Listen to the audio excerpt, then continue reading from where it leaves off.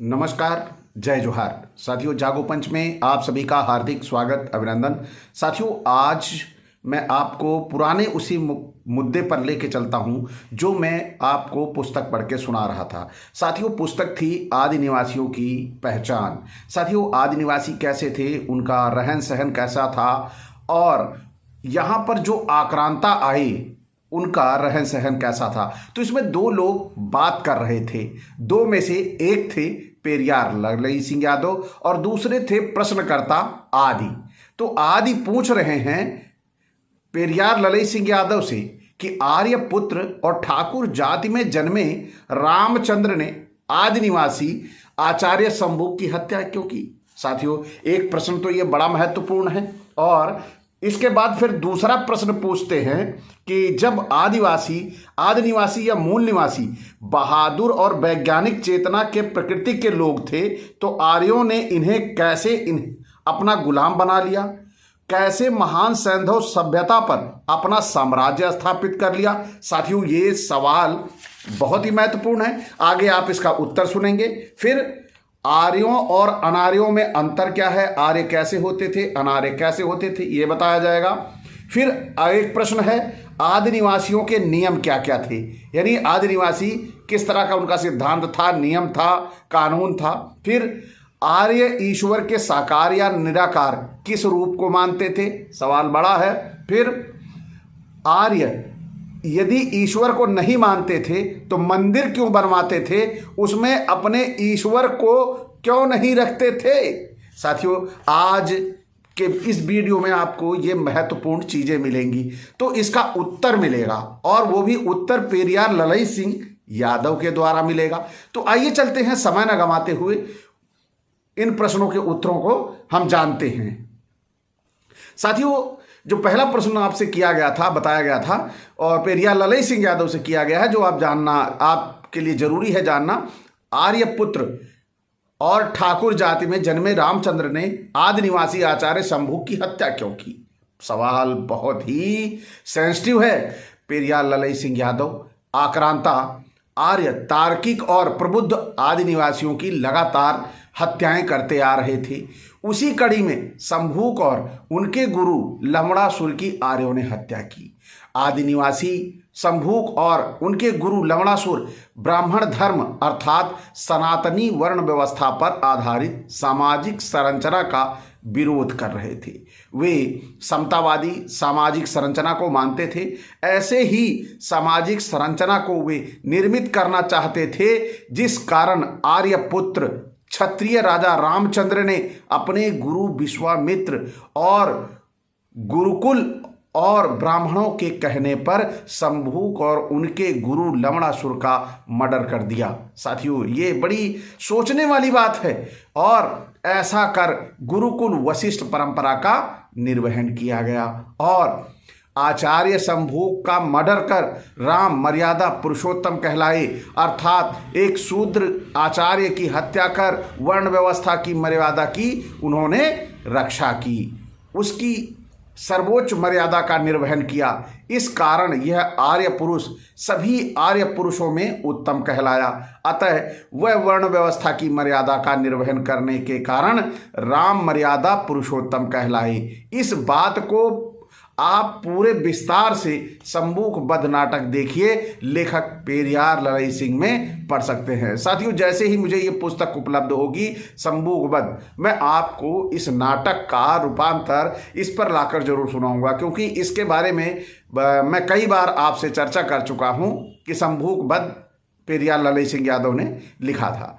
तो आदि पुरुष फिर पूछते हैं, जब आदि निवासी या मूल निवासी बहादुर और वैज्ञानिक चेतना के प्रकृति के लोग थे तो आर्यों ने कैसे इन्हें अपना गुलाम बना लिया, कैसे महान सैंधव सभ्यता पर अपना साम्राज्य स्थापित कर लिया।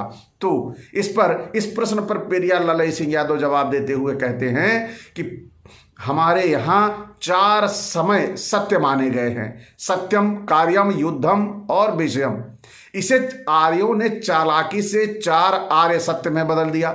यहाँ के मूल निवासी सबसे पहले जीवन में सत्यम अर्थात सत्य का व्यवहार करते थे। सत्यम का समय सदा होता है। यहाँ की मानव सभ्यता में सत्यमेव जयते की अवधारणा अस्थाई सत्य तत्व के रूप में स्थापित है। इसके अलावा दूसरा आता है कार्यम। आदि निवासी श्रम को अपने जीवन का अहम कार्य मानते थे। प्रातः से लेकर दोपहर तक जीवन हेतु श्रम करते थे। दोपहर में थोड़े से विराम के बाद युद्धम का समय प्रारंभ हो जाता था। इस समय में आदमी खेल कूद व्यायाम गधा अभ्यास करते थे। इसके बाद सायकाल में विषयम काल शुरू हो जाता था।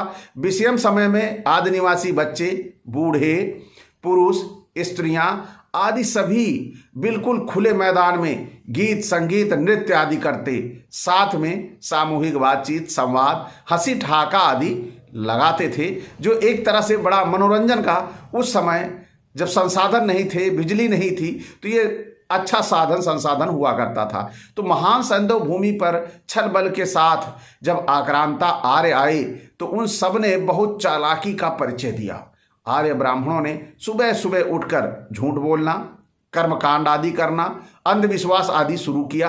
प्रातः से रात्रि तक हाथ फैलाए यह कहते हुए घूमते रहे कि हम दीनहीन गरीब कमजोर लोग हैं, हमसे श्रम नहीं होता, हमें जीविकोपार्जन हेतु कुछ ना कुछ अन्न और रहने हेतु कुछ ना कुछ जमीन जरूर दें। आप सब बहुत सुखी स्वस्थ हैं, आपके जल जंगल जमीन और जोरू बहुत स्वस्थ और सुखी रहें, सुखी हैं, हमें भी अपने इसी सुखी देश में शरण दे। यही आगे चलकर पुरोहित वर्ग बना, जो आज आपके यहाँ शादी ब्याह करवाता है, दान दक्षिणा लेता है, ये वही वर्ग है, जैसा कि ललई यादव ने इसमें बताने का काम किया है। इन्हीं आर्यों में से एक वर्ग ऐसा है जिन लोगों ने तैयार किया, जिसने यहाँ की मानवता और प्रकृति का संहार शुरू कर दिया, यह क्षत्रिय वर्ग कहलाया। इसका कार्य युद्ध करना और लोगों को आपस में लड़ाना होता था। ये लोग आदि निवासियों की वस्तु माल आदि को एक दूसरे आदि निवासियों के यहाँ रख देते थे और कई बार चुराया हुआ माल यज्ञ आदि में जला देते थे। इस तरह की सम्मोहन पैदा करने वाली वस्तुओं को चुराने जलाने के कारण आदि निवासियों में आपस में ही धीरे धीरे लड़ाई की स्थिति बनने लगी। तो समझ लीजिए साथियों, ये कितनी खतरनाक बात है। कैसे आपकी लड़ाई करवाई गई, कैसे चालों से चलकर आपको फंसाया गया है, आप सुन सकते हैं। ये आगे चलकर आर्यों की यह खतरनाक चाल आदि निवासी की आपसी युद्ध का मुख्य कारण बनी। आदि निवासियों के युद्ध के समय आर्यों द्वारा बनाया गया तीसरा वर्ग जो था वैश्य वर्ग, यहाँ की संपत्ति को गुप्त चोरी के माध्यम से लूटना शुरू कर देता था। इस तरह आर्यों ने आदि निवासियों की आर्थिक नीति खराब करना शुरू किया, जिसमें सबसे संहारक होता था मूल निवासियों की संपत्ति को जलाना, लूटना और नष्ट कर देना। साथियों, ये बहुत बड़ी बातें हैं जो आपने अभी किसी इतिहास की पुस्तकों में पढ़ा नहीं होगा, क्योंकि ये पुस्तकों में कहीं इतिहास की कहीं ये सब लिखा ही नहीं है।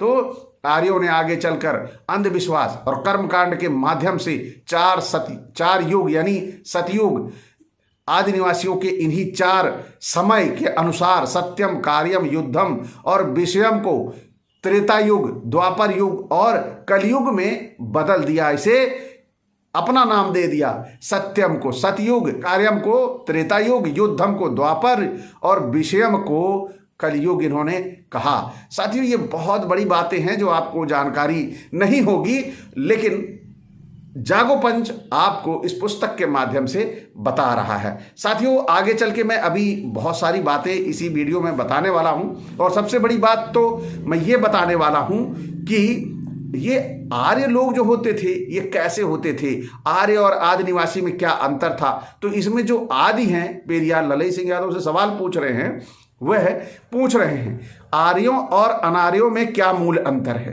तो पेरियार ललई सिंह यादव बताते हैं, जो द्रविड़ थे, द्रविड़ मात्र प्रधान यानी माटी भूगोल क्षेत्र प्रधान, आर्य जो थे आर्य पितृ प्रधान यानी वीर्य प्रधान, और द्रविड़ जो थे वर्ण और जाति भेद नहीं था, और आर्यों में वर्ण और जाति भेद था। चचाजाद भाई का विवाह हो था द्रविड़ों में, आर्यों में नहीं हो सकता था। भुइयां यानी संकर आदि की पूजा करते थे, यानी भुइयां यानी पृथ्वी की पूजा करते थे, शंकर की पूजा करते थे। और आर्य लोग जो थे सूर्य चंद्र अग्नि की पूजा करते थे। और द्रविड़ जो थे योग साधक थे। और जो आर्य थे यज्ञ, पशु यज्ञ, कर्मकांड, सुरा सुंदरी में मग्न रहने वाले थे। और जो द्रविड़ संस्कृति दुख संसार से निवृत्ति मोक्ष आधारित यानी मानवतावादी थे द्रविड़ लोग। और आर्य लोग भोगस्य व यश यज्ञ द्वारा खर्च में सोमर्श्व, सूर्य पूजक, वंशवादी, गोत्रवादी, नस्लवादी, जन्मवादी व अध्यात्मवादी थे। आदि निवासियों द्रविड़ों की गणतंत्र शासन व्यवस्था थी और आर्यों की जो गुरुतंत्रीय, एकतंत्रीय, राजतंत्रीय शासन व्यवस्था थी। द्रविड़ मानसिक सुंदरता पर बल देते थे, आर्य शारीरिक सुंदरता पर बल देते थे। और द्रविड़ संस्कृति में मानव को सेवा का भाव था और आर्य संस्कृति में मानव से सेवा लेने का भाव था। तो साथियों जो बहुत सारी जो नियम कानून थे वो भी थे इनमें। और आपने इनमें एक अंतर तो ये देख लिया, साफ साफ आपकी समझ में आ गया कि हाँ मतलब आर्यों में और आदि निवासियों में क्या अंतर था। अब इनके नियमों के बारे में चर्चा कर ली जाए। तो इसमें जो आदि निवासी हैं वो फिर पूछते हैं आदि निवासियों के नियम क्या क्या हैं। तो पेरियार ललई सिंह यादव जवाब देते हुए कहते हैं सत्य को मानना, यानी जो द्रविड़ लोग थे, आदिवासी लोग थे, वो सत्य को मानते थे, सत्य को प्राथमिकता देते थे। और सबसे बड़ी बात तो द्रविड़ों में आर्यों जो आदिवासी थे मानवतावादी और समतामूलक समाज की बात करते थे, उसकी स्थापना उन्होंने की थी। तो ये बहुत बड़ी बात है, मानवतावादी होना ये अपने आप में ही बहुत बड़ी बात है। ये सबके बस की बात नहीं है। जो धर्म, जितने भी धर्म हैं, मानवतावादी होना उनके बस की बात नहीं है। वो मानवतावादी बहुत सारे धर्म नहीं हैं। तो जो विद्या, ज्ञान और तर्क से जानी जा सके उसी सत्य को जीवन के व्यवहार में उतारना, ये आदि निवासियों का मूल वो था स्वभाव। ज्ञान का प्रकाश करना, अज्ञानता का नाश करना और अनुभवजन्य ज्ञान को अधिक महत्व देना, संपूर्ण मानवता का उपकार करना, ये आदिवासियों के आप जान लीजिए नियम हैं। उनको ये करना होता था। वो मानवता पर विशेष ध्यान देते थे। और सबसे बड़ी बात, उन जो आदिवासी थे उनके अंदर समानता और बंधुत्व का व्यवहार करना, उसे जीवन में धारण करना, और ये महत्वपूर्ण गुण था। और उनका एक नियम ये भी था, तो सामाजिक उन्नति में ही अपनी उन्नति मानना चाहिए, एक नियम था। और फिर इसके बाद जो आदिवासी हैं वो सवाल करते हैं कि आर्य ईश्वर के साकार या निराकार किस रूप को मानते थे। साथियों ये बड़ा सवाल है, क्योंकि आज जो ये सवाल है और जो इसका उत्तर है, दोनों आप सामंजस्य नहीं बैठाओगे पाओगे आज के समाज से। देखिए क्या जवाब देते हैं। पेरियार ललई सिंह कह रहे हैं आर्यों की जो ढोंगी नैतिकता है उसके सामने सब कुछ घुटने टेक देता है। आर्यों के 4 वेद, 18 पुराण, 6 शास्त्र, मुख्य धर्म ग्रंथ है, ये सब अपनी अपनी गाते हैं। वेदों में जहाँ निर्गुण ईश्वर को माना गया है, वहीं पुराणों में ईश्वर के साकार रूप को स्वीकार किया गया है। कोई निराकार और अजन्मा है तो कोई अवतार लेता है। तो वास्तव में इन लोगों की नैतिक चाल को हमें समझना होगा। ये बहुत जटिल और कुटिल हैं। ये लोग ईश्वर के अस्तित्व को हर समय भ्रम की स्थिति में रखते हैं, क्योंकि ये नहीं चाहते कि वो ईश्वर रूपी पत्थर से भ्रम का जाल हटे और लोगों को सत्य का ज्ञान हो। वास्तव में ये लोग स्वयं को ही स्वयंभू के रूप में स्थापित करना चाहते हैं। साथियों ये सोचने वाली बात है, यानी ईश्वर रूपी पत्थर से भ्रम का जाल हटे ये नहीं चाहते। लोग अंधविश्वास और पाखंड में पड़े रहें, ऐसा इनकी इच्छा होती है, लेकिन ये जाहिर नहीं करते। तो फिर आदिवासी सवाल करते हैं कि आर्य यदि ईश्वर को नहीं मानते तो मंदिर क्यों बनवाते हैं, उसमें अपने ईश्वर को क्यों रखते हैं। ये तो सबसे महत्वपूर्ण सवाल है। इसका उत्तर भी लीजिए, सुनिए। आप ललई जी कहते हैं आज आप देखिए कि मंदिर अर्थ के केंद्र हैं। अर्थ यानी धन के केंद्र है। उनमें मानसिक गुलाम आदिवासी सबसे अधिक चढ़ावा चढ़ाने जाते हैं। आर्यों ने बहुत चालाकी से सबको उसमें अर्थ दान करवाने के लिए अनेक ईश्वर देवी देवता बैठा दिया, यानी कि इस पे चढ़ाओ, उस पे चढ़ाओ, उस पे चढ़ाओ। 33 कोटि है तो 33 लाख करोड़ करोड़ तो आ ही जाएगा। जिसको देखने आशीर्वाद लेने ये मानसिक गुलाम मूर्ख निवासी जाते हैं और अपना अर्थ संपत्ति आर्य ब्राह्मणों को दान करके चले आते हैं। इस चालाकी से आर्यों ने मंदिर का निर्माण किया और वहां से स्वर्ग नरक का टिकट भी बांटना शुरू किया, बुकिंग भी स्टार्ट कर दी वहीं से कि आप यहाँ आओगे तो आपको वहां का टिकट मिलेगा, आप जाके वहां मस्ती से रहोगे और स्वर्ग में अप्सराएं मिलेंगी और बहुत सारी इस तरह।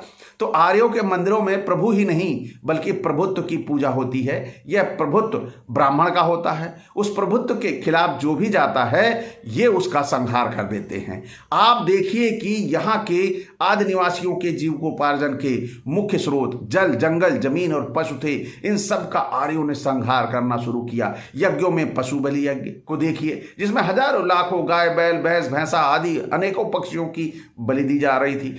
इसी तरह आज भी इस देश के मूल निवासी आदि निवासियों का संहार जारी है। कैसे ये आप समझ सकते हो। आज सबको पसंद है भक्त प्रहलाद, यानी आपने अपने हक अधिकार की, अपने समानता और बराबरी की बात कर ली तो आप तुरंत काल नेमी बन जाते हैं और भक्ति ईश्वर की बात करते रहिए। ब्राह्मण की बुराई न करिए, ब्राह्मण के विषय में कुछ न कहिए। आप प्रहलाद की तरह पूजे जाएंगे, आपको प्रहलाद माना जाएगा। आप राजकुमार भाटी जी को देख सकते हैं, राजकुमार भाटी जी के साथ किस तरह का व्यवहार हो रहा है आज, जबकि उन्होंने कहावत और लोकोक्ति ही कही थी जो हमारे समाज में विद्यमान है, व्याप्त है।